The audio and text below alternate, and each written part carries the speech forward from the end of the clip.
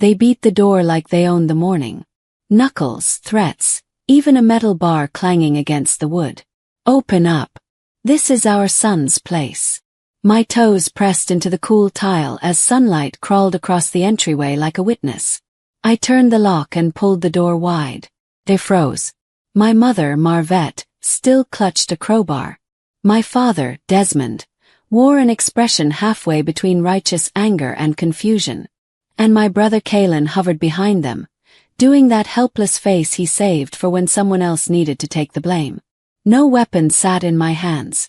Just a thick spread of proof, bank statements, a lease file, payment confirmations, and one heavy folder stamped transfer of title. Every page wore my signature. What is that? Marvette asked, voice skittering. Receipts, I said steady, even while my pulse thrummed. This apartment you keep calling your son's. It's mine. Bills, deposits, owner's records. All me. My name is Neria Holt, and I am 32. If you think you know where this is going, breathe and follow me. Yesterday, at my dad's outdoor birthday lunch. White tents, plastic chairs sinking into soft grass, paper plates collapsing under potato salad. Marvette laughed into her sweet tea and told the cousins. Neria's just a tenant we let stay close to family. That unit belongs to Kalen. His investment. Folks nodded along like it was scripture. Kalen gave me a wink he'd practiced since we were kids. The kind that said, know your place, sis. I chewed a grape and swallowed heat. Last night I changed the locks. This morning they arrived with daylight and a crowbar, ready to take back something that never belonged to them. Desmond stepped forward, jaw ticking. You stole from your own blood. I met his stare. No, Daddy. I just stopped donating. Silence pressed against the hallway. Marvette lowered the bar an inch. Oof.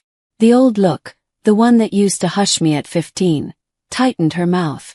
You don't speak to us like that. We are your parents.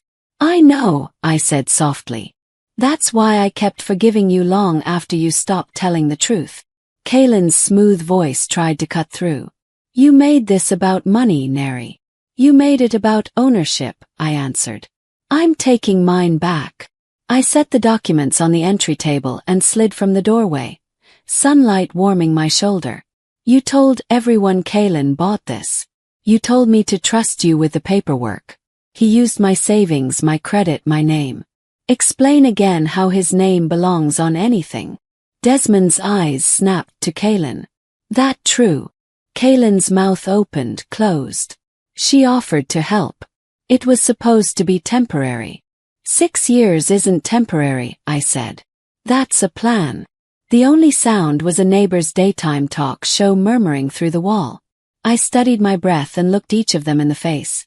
The mother who could turn guilt into gospel, the father who confused fear for leadership, the brother who wore entitlement like cologne. You came ready to break my door, I said. But the only thing broken is the story y'all told yourselves about controlling me. Eased the door shut. No slam, just a small click, and stood for a moment with my palm on the wood. Felt finally like my own. The calls started before noon. First, Marvette, chirpy and trembling. Neria, you're too sensitive. Come by and talk before you embarrass us. Then Desmond. Return those documents before we bring lawyers into this. Then Kalen. You really think this little stunt makes you a hero?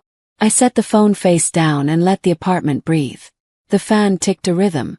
The fridge hummed. For once, peace didn't feel like a prize I had to earn through suffering. It felt like the baseline I'd been denied. Someone knocked. Light, not urgent. My upstairs neighbor, Trayvon, held a half-eaten box from the food truck on the corner. He glanced at my eyes, then the stack of papers. Heard commotion earlier. You good? Family math, I said. The kind where I'm the calculator and the ATM. He huffed a laugh and handed me a foil-wrapped taco. Don't let them drag you back into the debt they call love. I won't. I meant it in a way that felt new. After Trayvon left, Marvette's text arrived. All soft threats dressed as care. You're destroying this family. I stared at the message until the words blurred, then answered. I'm setting boundaries. That's construction, not destruction. By early afternoon, my doorbell chimed again. Marvette stood outside without makeup, eyes swollen from a performance that probably convinced half the church group. "Let me in," she said, less request than command. I stepped into the doorway but didn't move aside. Daylight washed her face clean. "Say what you came to say, Mama." "We made sacrifices," she began, voice pitched to catch sympathy. "You don't remember them because you're dramatic." "I remember plenty," I said, and ticked them off on my fingers. Covering the late mortgage when I was 22 so the house wasn't taken. Picking up your credit card to keep your score from dropping. Skipping my summer trip so Kaylin could go on that overseas exchange. "You want the entire list." Her features scrambled, half shame, half fury. "Your brother's business is struggling," she whispered. "The least you could do is sign the place over so he can get a loan. You don't even need it." There it was, the center of their storm. "Mama," I said, calm as fresh laundry on a line. "You taught me something important. In this family, love only counts when it's convenient." "The answer is no." She blinked hard. "You'll regret this," she muttered, pushing a tear forward like it could move me. "Maybe," I said, "but it'll be my regret." She left with the same stiff shoulders she'd arrived with. I shut the door gently and leaned against it. Freedom, I learned, doesn't always burst like fireworks. Sometimes it lands like noon sun, steady, unignorable, warm on the skin you finally call your own. Around 3, a text from Desmond lit up my screen. "Family meeting tomorrow. Mandatory. No, please. No time. Just an order like always." I stared at it and, for the first time in years, didn't feel the reflex to obey. I gathered the folder, slid fresh copies of everything inside, and clipped on a bright sticky note. "Truth travels better in daylight. If they wanted a meeting, we'd have it outside, under the same open sky where they tried to play me small the day before, because the keys were always in my pocket. They just didn't want me to notice." Saturday came bright and wide. The kind of noon that leaves no corners for secrets. If Desmond wanted a family meeting, then we'd have it where everybody could see.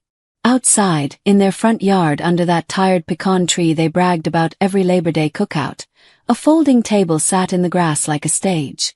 Marvette had laid out lemonade, plastic cups, and the good napkins with gold edges, as if hospitality could soften history. Kaylin lounged in a lawn chair with sunglasses, scrolling his phone like none of this required his face. I arrived with a canvas tote, the folder inside thick enough to make its own shadow. Trayvon walked me to the gate and stopped. "You want backup?" he asked. "I've got it," I said, tapping the tote. "But wait across the street. Sun's nicer there." He nodded and crossed to the sidewalk, arms folded, quiet as a witness. Marvette pasted on a smile that never quite reached her eyes. "Let's keep this civil," she said, the same words she used right before cutting someone at church committee meetings. Desmond took his place at the head of the table like a judge on a show that never had rules. "You sign the unit over to your brother," he said. "We'll handle the rest without more noise." I placed the folder on the table and slid it open. "Let's handle it with clarity instead." Desmond reached for the top page. His jaw flexed. He read the heading, then the numbers, then my name. Over and over. Stamped, initialed, recorded. "Where did you, who?" "County recorder," I said. "Bank statements, title transfer, HOA confirmations. Even the maintenance orders you asked me to run through Kaylin's email. You'll notice the bills tied back to my account." Marvette's gaze darted to Kaylin. "Tell them, baby." Kaylin pushed his glasses up, still performing unfazed. She agreed to help. Or family. It was a temporary structure. "Temporary things don't last 6 years," I said. "They transition. This never did because you liked it this way." A breeze carried the smell of someone else's grill down the block. It was also painfully daytime. Kids on scooters, a neighbor hosing dust off a Buick, Trayvon whistling faintly like he'd found a tune shaped like patience. Desmond flipped to the notarized page and went still. "This says exclusive ownership," he muttered. Yes, mine. I kept my voice even. Purchased with my deposits, repaired with my checks, managed under my name. There is no son's investment here. Only a story the three of you told until it felt real. Marvette's hand trembled around a paper cup. Don't be ugly, Neria. You know what your brother is carrying. His storefront slowed during the shutdowns. He needs collateral to refinance. Lenders are unreasonable. I slid another document forward. Pre-approval criteria from First Cedar Credit. They require the owner of record. That isn't Kaylin. So, this plan was always going to end with me sacrificing, then being erased. Kaylin laughed without humor. You love playing victim. I tilted my head. Victims don't have ledgers, they have losses. I kept receipts. Across the street, Trayvon shifted his weight like he wanted to clap. I didn't look at him. I kept my attention on the people who had taught me to doubt my own fingertips on my own keys. Desmond set the papers down like they'd burned him. All right, we hear you. You've made your point. Now be reasonable. Do right by the family and sign over a lien. Just a lien. We'll pay you back in. No, I said because I'd practiced that one word until it felt like oxygen. Marvette set her cup down carefully. Neria, this attitude will ruin you. Boundaries don't ruin people, Mama. They reveal them. I let the words sit in the heat between us. For a decade, you called my giving love and called my questions disrespect. I'm done letting your definitions grade my life. The gate creaked and Aunt Clarine slipped in. Her visor tilted against the sun. She looked between our faces, then at the open folder. I came because my phone won't stop, she said softly. If this is business, do the business. If it's blame, I won't stay. Business, I said, and offered her a copy set I'd made in case someone tried to disappear the originals. Clarine skimmed quickly, eyes narrowing the way they used to when she checked receipts at the grocery register. These look clean, she said. Then to Marvette and Desmond. Y'all told me Kaylin bought it outright. Marvette bristled. We believed that at the time. Belief ain't a deed, Clarine replied. She slid the pages back to me and lifted her chin at Desmond. You wanted this meeting in the yard so the neighbors would see you still in charge. But control can't live in sunlight. It dries up. Kaylin slammed his palm on the table. So we just let her walk after everything we invested in her. Our sacrifices. I held his gaze. Name one sacrifice that didn't land on my plate for washing. His mouth opened then closed. A cardinal hopped along the fence, bright and sure of its color. Clarine pulled a chair closer to me and sat. You got next steps, baby? I do. Took a breath. I filed an owner affirmation with the recorder to block any fraudulent claims. The HOA has my updated contact for all notices, and I spoke with a community legal clinic. If anyone tries to file a lien on my property without contract, we will address it promptly and publicly. Publicly, Desmond barked. In the same daylight you chose, I said. Marvette's face softened, then hardened again like a cloud arguing with the sun. If you go through with this, don't expect us to help when you need us. I folded the folder closed. Y'all have trained me not to. For a long stretched minute nobody spoke. A toddler down the block burst into giggles, and a lawn mower coughed to life. Real life went on, indifferent to our performance. Clarine stood. I'm gonna put a pitcher of water out because the heat is disrespectful, and so are some of these words. She looked at me. Neria, you good to walk out with what's yours? I slipped the folder back into my tote and rose. Yes, ma'am. Desmond reached for one last lever. He always kept a spare. You walk away now, you're not welcome back. I met the man who taught me to fear disappointment more than hunger and said, clear enough for the pecan leaves to hear. I'm not leaving home, I'm taking it with me. I turned toward the gate. Kaylin's sunglasses hid his eyes, but not the flinch when I didn't pause to reassure him. Marvette pressed her lips together around 1,000 unsentences. Desmond stared at the grass like the right threat might still sprout. Outside the fence, Trayvon straightened. You want the shady side for a minute, he asked. Please. We crossed to the sidewalk where the maple threw a kind, dappled pattern across the concrete.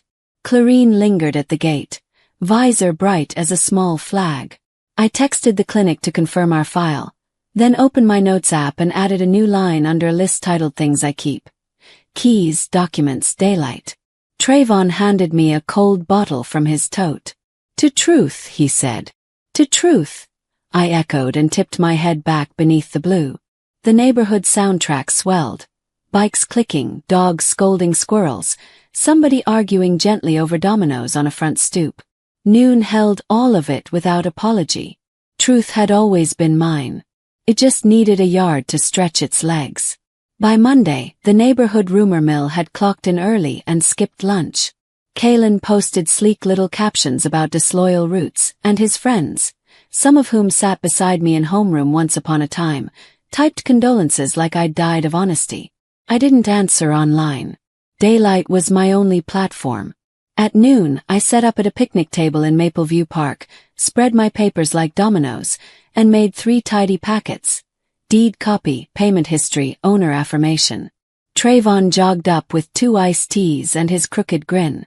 If drama insists on being public, he said, proof should be too. You read my mind, I said, sliding a packet into my tote. Aunt Clarine arrived with a folding fan and her church hat turned to summer setting. Your mama called me twice, she said, eyes warm but firm. First to say you're unstable. Second to ask me to talk sense into you. I told her sense doesn't need an escort. We all laughed, small and real. Kids kicked a soccer ball nearby. The thump thump thump like a heartbeat that remembered itself. My phone buzzed. A number I didn't recognize. First Riverbank, I answered and moved to the edge of the shade. Miss Holt, the manager said, smooth as a brochure. We're closing a pending credit application tied to your property. The applicant isn't the owner of record. Thank you for confirming, I said, and meant it. Would you like this documented in writing? Yes, I said. Email is fine. We hung up. I exhaled the breath I didn't know I was holding and walked back to the table. Good news? Trayvon asked. Clarity. I tucked my phone away and paper to back it. Clarine clicked her tongue. You keep your chin where it's been. People who live off you can't stand when you start eating your own harvest. Across the field, a few of my cousins set up a loud outdoor lunch. Foil pans, a Bluetooth speaker, laughter sharpened to cut. Cousin Reed noticed me and waved me over like I might beg for a plate. I waved back without moving. Clarine pretended not to see them and lifted the fan to her cheek like a tiny shield. A text blasted into the family chat from Desmond. Family cookout today. Bring peace, Marvette added. 3 praying hands and a heart. Kalen sent a sunglasses emoji. Trayvon glanced at me. You going? If it's outdoors, I said. Truth travels faster. We packed the tote and walked to my parents' block. The grill smoke rose like a flag. Tables lined the driveway with store-bought sides dressed up in ceramic bowls. Marvette spotted me and dialed her face to gentle. Neria, fix you a plate. I'm good, I said, tone even. But thank you. Desmond tapped the cooler, already playing host like nothing had cracked. We're a family. We won't let a little misunderstanding turn into a mess. Misunderstanding, Clarine murmured, but she let it float away. This was my conversation to own. Cousin Reed wasted no time. So, you really took the unit from your brother? He'd always loved a headline. I kept what I paid for, I said. And what's in my name? I set 1 packet on the table, neat as a place setting. A few ants leaned closer than they wanted to look. The notarized stamp glinted like a small sun. Kalen scoffed. You really brought paperwork to a cookout? Y'all brought gossip to a yard, I said mildly. Balance. A neighbor drifted over, pretending to hunt for the salt. Desmond shot him a warning glance. Control crumbled around the edges when witnesses gathered, and he felt it. I didn't raise my voice. I didn't plead. I let the document speak in daylight while I drank Clarine's lemonade and asked Aunt Gwen about her tomatoes. The ordinariness was the point. Truth doesn't always need a podium. Sometimes it just needs a picnic table. Then Miss Jameson from the Eastwood Business Collaborative strode up with a clipboard and the kind of smile that means work, not performance. "Neria," she said, ignoring the hum of side eyes. "I saw your portfolio samples from last month's pop-up. We're launching a daytime outdoor incubator. Branding, client pitches, vendor signage, paid stipends. Your style fits. Interested?" The heat on my cheeks had nothing to do with the sun. "Yes," I said. "Very. We start with a lunchtime session at the Riverwalk this week. Bring what you've got." She pressed a card into my palm, met my eyes in a way that saw me, not the commotion, and kept moving down the line to recruit more vendors. Marvette watched the exchange, disbelief flickering. She'd always believed opportunity had to pass through her gate. Seeing it step over like it owned its stride unsettled her. "I thought you said this design thing was a hobby," she whispered, soft as a cut. "It was practice," I said. "This is business." Trayvon bumped my shoulder with his elbow. "Say it again so the ants hear it." I put the extra packets back in my tote. People who wanted the truth had read it. People who didn't would call facts rude and keep chewing. By late afternoon, the grill hissed low and the crowd thinned. Desmond cornered me by the hydrangeas. Voice pitched for private, but not enough to matter. "You've embarrassed this family in front of neighbors, church folks, everybody. Fix it. Fix it." Their favorite verb. I pictured the list on my phone, things I keep, and added a mental line, my no. "I already did," I said. "I fixed my boundary." He leaned in. "You're nothing without us." I looked past him to where Trayvon chatted with Clarine, to Miss Jameson's card winking from my pocket, to a pair of little girls chalking flowers onto the driveway with bright pink dust on their fingers. "I'm finally something with me," I said. And it landed so quietly he had to step back to feel it. On the walk home, Trayvon tossed me a look. Proud moment. "You didn't flinch when the choir started." "I didn't need a choir," I said. "I had a chorus of stamps and dates." We cut through the community garden. Sun sitting high like it had decided to stay overtime. A woman watering collards waved at us, then at the tote. "Looks official," she said. "Just organized," I answered. He grinned. "Organized is how regular people win." Back at Maple View, we claimed another picnic table, and I opened a blank sketch pad. Logos bloomed beneath my pen. Clean lines, honest shapes, letters that stood up straight. Trayvon scribbled ideas on a napkin and declared himself creative director without pay. My inbox dinged. Subject: Eastwood Collaborative. Welcome packet. I swallowed a smile. The file listed schedule blocks. Riverwalk Lawn 11:30 to 2, Market Plaza 1:30, Parkside Stage 12:15. All midday, all outside, all mine to meet in the open. I replied with a simple, confirmed, and closed the laptop against the light. I didn't need this win to punish anyone. I needed it to anchor me in the life I was finally building on purpose. Across the way, a little boy practiced cartwheels that kept turning into confident tumbles. His mother clapped after each attempt like success wasn't a condition, just a rhythm. "Part of me wants to gloat," I admitted. "Trade it for gratitude," Trayvon said. "Gratitude flexes quieter and lasts longer." Noted. I tore the page with my favorite logo option and tucked it into the tote, on top of the deed. Two truths, same bag. What I owned and what I could make. Overhead, a plane traced a clean line across the sky.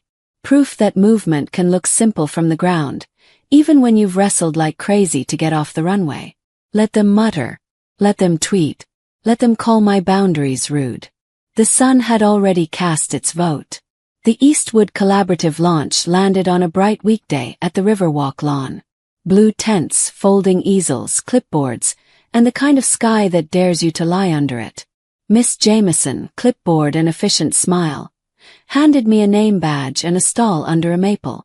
I pinned mock-ups to a corkboard. Bold logos, clean type, colors that told the truth without shouting. Lunch session runs till 2, she said. Pitch like the breeze is on payroll. Trayvon set a portable table beside mine with a handwritten sign. Idea parking. A joke that somehow worked. Clarine arrived in a wide straw hat, fanning like she'd invented shade. I'm here to clap, she said, and to stare down foolishness if it appears. I laughed and then I saw it. Foolishness right on time. Desmond and Marvette marching across the lawn with Kaylin a step behind. Crisp as church. They dressed like respectability would do the talking. Desmond in a blazer Noon had not asked for, Marvette in pearls that caught the sun and tried to blind it. They stopped 3 feet from my table, forcing smiles for the vendors who glanced our way. We need a word, Desmond said, voice pitched for command. Pick any word you like, I said. But we're on city property and it's lunch hour. Keep it neighborly. Marvette set a manila envelope on my table like a gauntlet. We filed a family affidavit, she said, declaring the unit a shared asset. You can hand over a lien or we'll escalate. Kaylin folded his arms as if to punctuate.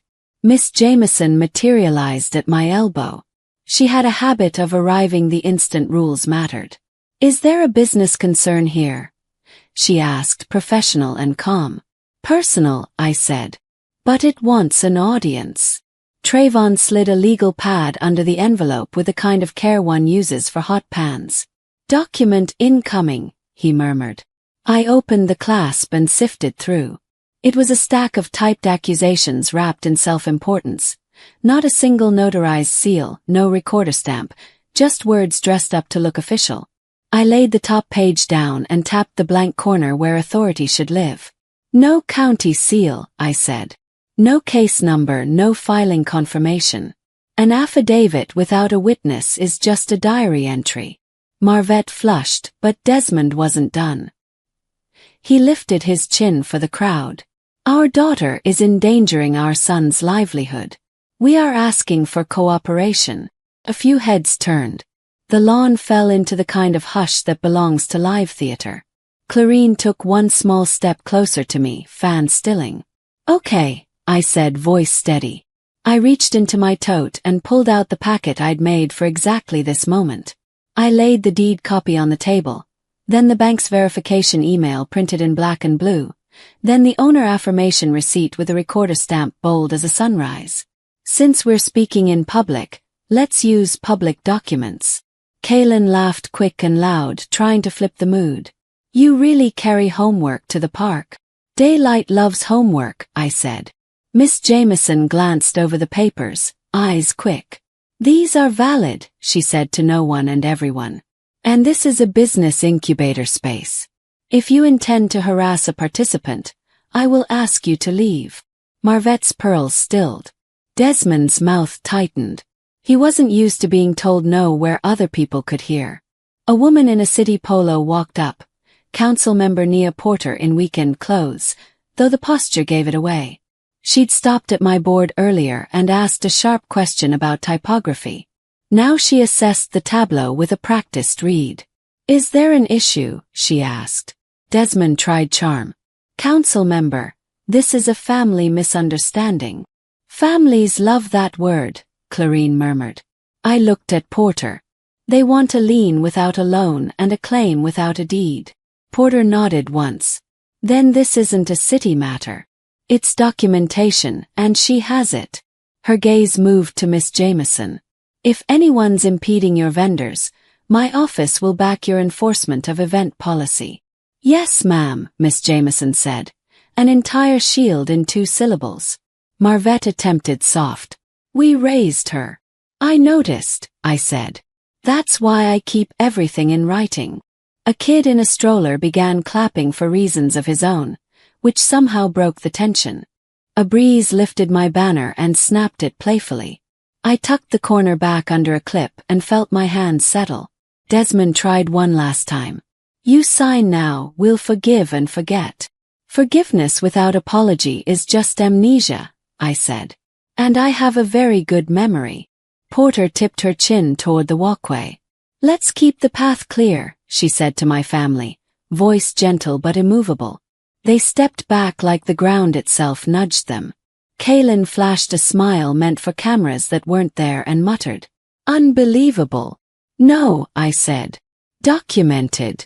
They left with their envelope of wishes. The lawn exhaled. Music drifted from a speaker near the fountain, some old soul track that made strangers nod at each other like they shared a secret. Miss Jameson leaned closer. "You all right to pitch?" "Better than before," I said. "My table finally looks like my life, uncluttered." She smiled. "Good. You're up in 5. On cue, I wiped my palms on my jeans and stepped to the demo board. A semicircle gathered, vendors, passers-by, a couple of teens with skateboards across their backs, and Councilmember Porter with her arms loose at her sides. I pointed to a logo sketched in firm lines. "This one is called Porch Light," I said. "It's about honest welcome, the kind that doesn't ask you to shrink." I spoke about fonts that hold shape, colors that don't apologize, layouts that put information where folks can actually find it, menus you can read under noon sun, flyers that still look right after a thumbprint, vendor signs that tell you exactly what's sold and exactly by whom. When I finished, people clapped. Not politely, warmly. 3 shop owners lined up for consult slots. Miss Jameson whispered, "We've got a stipend for your hours, $900 to start, additional as you onboard clients." My throat tightened, not because of the number modest but mine, because the payment route read direct deposit, and Holt. And there wasn't a single middleman hiding in the line. Trayvon slid a fresh water bottle into my hand like a baton. "Anchor secured," he said. Clarine fanned her eyes. "I'm not crying. The river splashed me." Councilmember Porter lingered. "I know someone at the recorder's office," she said quietly. "If anything strange hits your parcel number, you'll hear from me. And I like Porch Light. Feels like policy when it's done right." "Thank you," I said, and meant it in all directions. The afternoon leaned toward that golden angle when shadows lengthen but the truth stays bright. I packed my board with a care that felt ceremonial. On top of the tote, over the deed, over the bank email, over the stamped affirmation, I laid the Porch Light sketch, ownership and making side by side. What I'd fought for, and what I could now build without asking anyone's permission. On our way out, we passed the fountain where toddlers tried to catch sun with wet hands. Trayvon hopped the curb like a kid, then matched my pace. "You know they'll try again." "Probably," I said. "But they keep choosing dark paperwork for daylight fights. And you keep choosing the sun every time." We cut through the community garden. Somebody had propped a handwritten sign near the gate. "Take what you need. Leave what you can." Next to it, a smaller note in blue pen. "Daytime only." I laughed out loud. "What?" Trayvon asked. "Nothing," I said. "Everything." I added a new line to my list when we reached the picnic table. "Things I keep, number 4. My work, paid with my name." The river kept talking. I decided to let it carry the rest of the noise away. 2 Saturdays later, the Porch Light pop-up took over the Riverwalk Plaza. White tents and straight lines, hand-painted signs, a brass band shaking joy out of the air. Everything was daytime on purpose, like the city wanted proof it could bloom in public. I set my display under a sycamore. Before and after boards from corner shops I'd rebranded that week, menus legible in noon glare, price cards that honored both the goods and the hands that made them. Clarine arrived with a cooler and that fanning wrist that could part foolishness like water.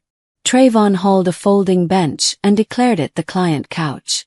Councilmember Porter stopped by early with a thumbs up and a "proud of you," then moved on to help a vendor zip a tent flap. Miss Jameson, our Black American program lead with a name that always made people guess wrong, checked my time slots. Booked solid. She grinned. "Earn your daylight." "Absolutely. Here's the continuation and conclusion of Part 3, keeping the same tone, structure, and cinematic rhythm intact with your updated uncommon names." By noon, a steady stream found my table. I sketched on foam board, letter forms standing tall like they'd slept well. Money changed hands clean above board with my name on the line. Every ping on my phone was its own small hymn. That's when my parents appeared. They didn't march this time. They walked slower than pride, stopping a few feet away as if the sun had drawn a boundary on the concrete. Marvette held a plain white envelope. No theater, no stamps pretending to be law. Desmond's blazer was gone. He wore a short-sleeve shirt, like the day had finally convinced him. "Neria," Marvette said, voice steady but soft. "We came to return something." She offered the envelope. Inside were the keys I'd given back years ago when they insisted Kaylin needed them for emergencies. The tag still read family, in her careful handwriting. My chest ached and settled in the same beat. Desmond cleared his throat. "We withdrew that affidavit. It wasn't right." The admission fell into the music and stayed there, small and true. "We won't file anything," Marvette added quickly. "No liens, no noise. If you'll speak to us one day, we'll come to you honest. But today is your workday." Trayvon shifted behind me like a bodyguard learning how to relax. Clarine's fan slowed to a gentle wind. I looked at the keys, then at the table where my sign stood straight, then back to the two people who'd taught me how to carry weight and call it love. "I accept the return," I said. "The apology can wait until it's a habit." Marvette nodded, a glimmer of something human and unarmored crossing her features. Desmond looked at the ground, then at me. "You did good," he said, the sentence simple, expensive. They stepped back. No bargaining, no last-minute lever. Just heat, music, and the sound of a boundary holding. Business flowed. A bakery owner booked a brand kit. A teen entrepreneur paid cash for a stall banner that finally spelled her name right. Miss Jameson came by with a clipboard and whispered, "The next cohort needs a mentor who knows how to document and deliver." Stipend doubles. "You in?" "Yes," I said, smiling so wide the sun must have felt outdone. "Absolutely." Near closing, Kaylin hovered at the edge of the crowd. No sunglasses, no smirk. He studied the board where I'd labeled one concept porch light. A square, sturdy logo with a tiny radiant mark in the corner. "Looks good," he said finally. "Thanks," I answered and left the space quiet. He seemed to want me to fill it with rescue. I didn't. After a moment, he nodded once, like a man learning he could carry his own sky, and walked on. We packed down under blazing blue. Trayvon loaded the last easel while I tucked payments and contracts into a folder marked kept. Clarine hugged me so tight the fan squeaked. Council member Porter waved from across the lawn. Miss Jameson called. "See you Tuesday, same sun, new tables." On the way home, the river flashed like coins tossed for wishes already granted. We cut through the community garden where someone had pinned a handwritten sign to the gate. "Boundaries are a kind of love, too. Daytime hours only." I laughed, and Trayvon added, "Put that in a logo." Like it was both a joke and a plan. Back in my apartment, windows open, light pooling on the floor, I set the old key tag labeled family beside my new stack of client receipts. One was memory, the other proof. I opened my notes and finished the list I'd been building since the first click of my own lock. Things I keep. Documents. Daylight. My work paid in my name. Peace I don't apologize for. I texted Trayvon. "Outdoor dinner." He replied, "Always." We ate takeout at the neighborhood plaza while the sky softened from bright to brighter, the kind of evening that still counts as day. A kid practiced cartwheels that turned into cartwheels. A drumline rehearsed 3 blocks over. The city sounded like a heart that knew its job. I didn't forgive everyone. Not yet. But I forgave myself for waiting so long to choose me. The porch light in my chest stayed on, even at high noon, a welcome I finally offered to myself first. Hey family, if this story made your chest tight or your eyes sting, you're not alone. This channel is for all of us. Please subscribe, turn on notifications, and leave a comment telling me where you're watching from and what part broke you the most. Your like, your share, even a simple keep going in the comments, those are the reasons I can keep making these stories. Thank you for standing with me. Till we see you on our next video, bye.